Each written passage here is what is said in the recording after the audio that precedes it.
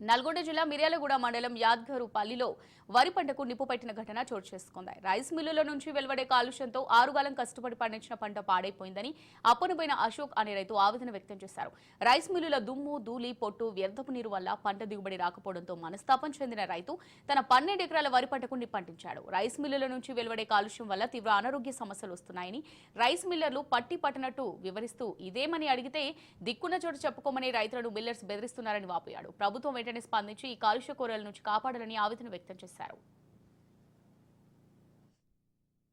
Rice industries పక్కన నేను 12 ఎకరాలు కౌలుకు తీసుకొని చేస్తా. ఇది దగ్గర 25-30 ఏళ్ల సంది ఇక్కడ కౌలుకు తీసుకొని చేస్తున్నాం. ఈ ఇండస్ట్రీలు పడ్డ నుంచి దుమ్ము, ధూళి, బూడిదతోటి పంట పొలాలు మొత్తం బూడిదమైపోయినాయి. నాటేయాలన్నా కూడా ఎవరు రావట్లేరు, మందులు కొట్టాలన్నా ఎవరు రావట్లేరు. నాటేయాలంటే 4,000 ఉన్న రేటుని ఈ మిల్లుల పక్కన వేయాలంటే 8,000, 9,000 అడుగుతారు. కోత మిషన్ కోత కొయ్యాలన్నా రావట్లేరు. బూడిద, తవుడు, పొట్టు వీటితోటి పూర్తిగా కాలుష్యం అయిపోయింది. ఆ పంటని మేము మిల్లులోకి వదిలిపెట్టి ఇక్కడి నుంచి వెళ్ళిపోయే పరిస్థితి ఉంది. మా జీవనాధారం వ్యవసాయం. మేము గత 20-25 ఏళ్ల సంది ఇదే వ్యవసాయాన్ని నమ్ముకొని చేస్తున్నాం. ఈ మిల్లులో రాకముందుకు మాకు ఎకరాకు వచ్చేసి 30-40 బస్తాలు పండేది.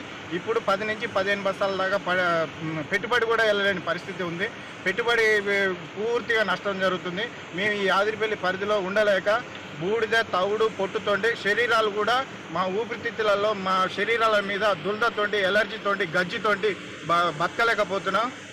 ఎప్పుడైనా కూడా నాటు పెట్టి పొలం వల్ల అడుగు పెట్టలేని పరిస్థితి. ఆదిరిపల్లిలో ఉన్నటువంటి రైస్ ఇండస్ట్రీస్ పక్కన నేను 12 ఎకరాలు కౌలుకు తీసుకొని చేస్తాను.